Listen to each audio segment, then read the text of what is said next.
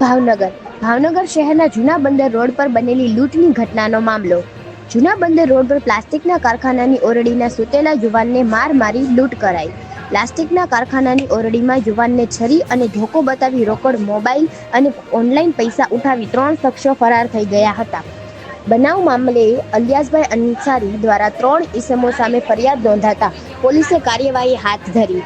લૂંટ અને યુવાનને માર મારી નાસી છૂટેલા શખ્સોને ગંગાચળિયા પોલીસે ઝડપી પાડ્યા. તમામ ઈસમોને ગંગાચળિયા પોલીસ ટીમ ઘટના સ્થળે લઈ જઈ રિકન્સ્ટ્રક્શન કરાયું. ઘટના સ્થળે લોકોના ટોળા મોટી સંખ્યામાં ઉમટી પડ્યા. કેમેરામેન બીજલભાઈ માલકિયા સાથે રિપોર્ટર ફિરોઝ મલિક, ભાવનગર.